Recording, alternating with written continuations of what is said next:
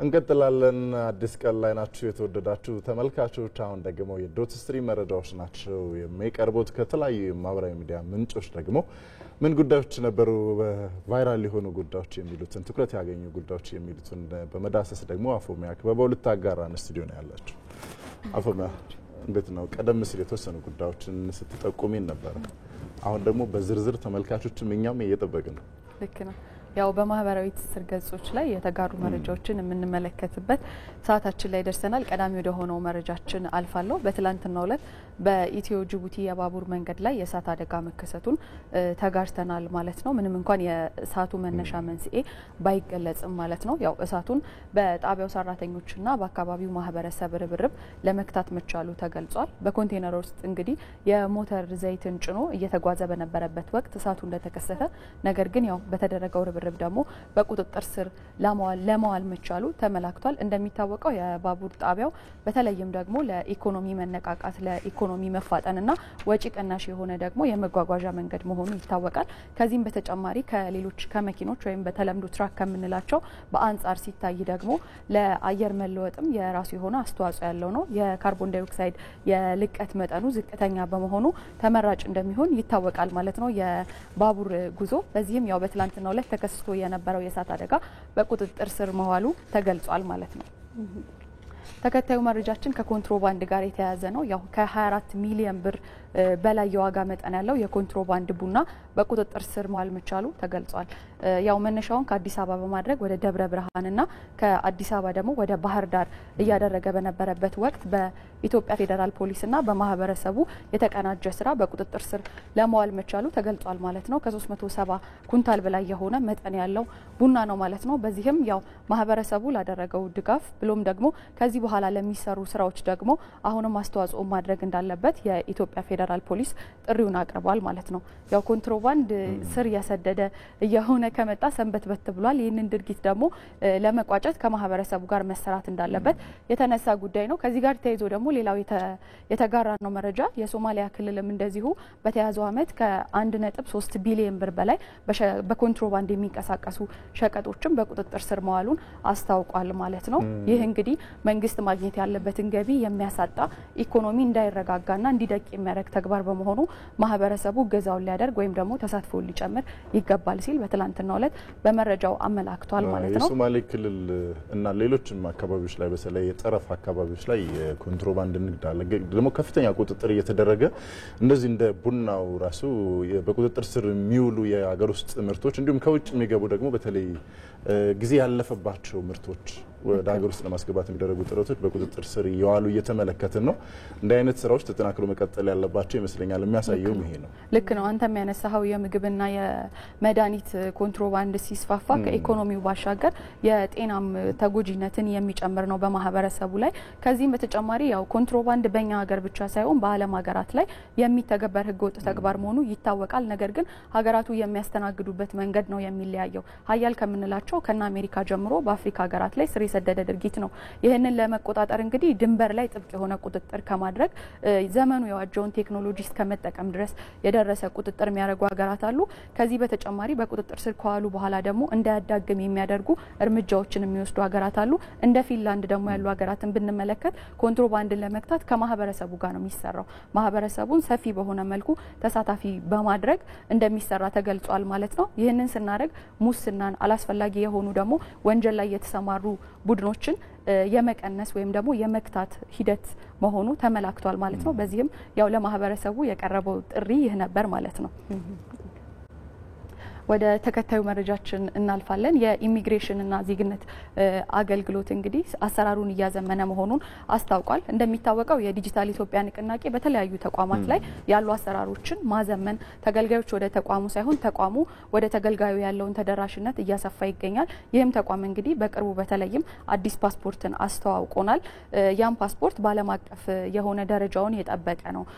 ሆኖም ግን ያው ከአሰራር ጋር ተያይዞ ደግሞ ሁሌ የሚነሱ ቅሬታዎች አሉና እነዛን እነዛን ቅሬታዎች ለመፍታት አሁንም ከተደራሽነት ጋር በተያያዘ በአዲስ አበባ 4 ተጨማሪ ቅርንጫፎችን በክልል ደግሞ 10 ተጨማሪ ቅርንጫፎችን ለመክፈት እየሰራ መሆኑን ገልጿል ማለት ነው።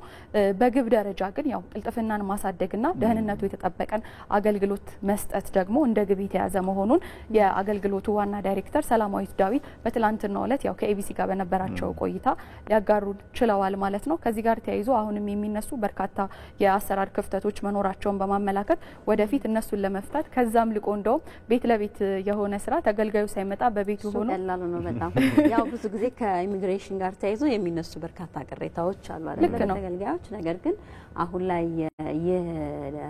ተቋም ራሱን በተለያዩ ዘመናዊ የዲጂታል ዘመን ነው ያንን ነውና እነዚህ አይነት አሰራሮችን በመጠቀም የዜጎችን ቅሬታ ለመፍታት የተለያዩ ስራዎችን እየሰራ ይገኛል። ቀደም ሲል ያነሳሽው አዲሱ ፓስፖርትም የዚሁ አንዱ አካል ይመስለኛልና አሁን ደግሞ በአዲስ አሰራር መምጣቱ ምናልባት የሚነሱ ቅሬታዎችንም ለመፍታት ይፈታል ተብሎ ያው እምነት የተጣለበት ነው። እነዚህ ቅርንጫፎችን ማስፋት ብቻ ሳይሆን አሁን ኢሚግሬሽንና ዜግነት አገልግሎት ሰፊ ተገልጋይ ያለበት ተቋም ነው።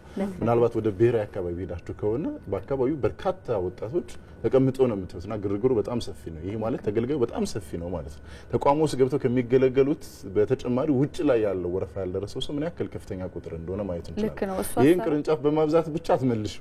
ነገር ግን አሰራርሽ የምትጠቀሚው ቴክኖሎጂ ያስቀመጥሽው ሲስተም በራሱ ነው መፍትሄ ሊሰጥ የሚችለውና በጣም ትኩረት የሚሻው ይመስለኛል። ልክ ነው። ካሰራሩም ደግሞ ባሻገር አንተም እንደገለጽከው አገልግሎቱን ለማግኘት ከተለያዩ የሀገሪቱ ክፍል ወደ ተቋሙ የሚያመሩ ተገልጋዮች አሉ። በዚህ አኳያ ለህገ ወጥ ደላሎች ላልተገቡ ወጪዎችና መጭበርበሮች እየተጋለጡ መሆኑ ተገልጿል። እንዲሁም በቅርቡ እንኳን የተመለከትነው አስቸኳይ ፓስፖርት ተቋሙ ከሚሰጠው ዋጋ በመጨመር ያው ብር ከፍ አድርገው ተገልጋዮችን ላላስፈላጊ ወጪ ሲዳርጉ እንደነበረ የተመለከትነው ጉዳይ ነውና ያው እነዚህ በአቅራቢያው ያሉ ቤቶች የመታሸግ እድላቸውን አይተናል አይደል? ከ60 በላይ አገልግሎት የሚሰጡ በህገ ወጥ መንገድ እንደዚህ አይነት ድርጊቶችን ሲያከናውኑ የታሸጉ ቤቶችን የሰማናቸው መረጃዎች ናቸው። ልክ ነሽ። ያው ከ60 በላይ የሚሆኑ ተጠርጣሪዎችም በቁጥጥር ስር ውለዋል ማለት ነው። ያው ይሁን የሚያስብልና የሚበረታታ መረጃ ሆኖ አግኝተነዋል። ያው ወደ አሜሪካ ነው የምናመራው። አሜሪካ በታሪፏ ሳባ እንግዲህ ከዓለም ሀገራት ጋር በተለይም ከእስያና ከአውሮፓ ሀገራት ጋር ሰጣ ገባ ውስጥ ከገባች ቀናቶች ተቆጥረዋል። ነገር ግን ከቻይና ጋር ደግሞ ያው ወደ ትንቅንቅ ያመራ ነገሮች ውስጥ ገብታ እየተመለከትናት እንገኛለን። በትላንትናው ዕለት እንግዲህ በቀደሙት ቀናቶች ላይ ዶናልድ ትራምፕ ቻይና ላይ የጣሉትን ታሪፍ ከፍ በማድረጋቸው ወደ 104ኛ ማድረጋቸው ይታወቃል። ይህንን ተከትሎ እንግዲህ ቻይናም ስትዝት ነበረ አድርጊው ሲሏት ዶናልድ ትራምፕ እሷም ወደ እርምጃ በመግባት የ84% ታሪፍን እንደጣለች አስታውቃለች። ይህን መረጃ ከተጋራን ከደቂቃዎች በኋላ ደግሞ ያው ፕሬዚዳንቱ በሌሎች ሀገራት ላይ የተጣሉት ማዕቀቦች እንዲገቱ በማድረግ ቻይና ላይ 125% የሆነ ታሪፍን በመጣል እሷ ላይ ብቻ ተግባራዊ እንደሚሆን አስታውቀዋል ማለት ነው። ያው ነገሮች በዚህ ከቀጠሉ የእስያና የአውሮፓ የአክሲዮን ገበያ እያሽቆለቆለ እንደሚመጣ ይታወቃል። ከዚህም በተጨማሪ የአሜሪካን ብሎም ደግሞ የዓለም ሀገራትን ኢኮኖሚ 60% እንዲመታ እንደሚያደርገው በርካቶች አስተያየታቸውን ወይም ግምታቸውን እየሰጡ ይገኛሉ። በተለይም የዘርፉ ምሁራን ማለት ነው።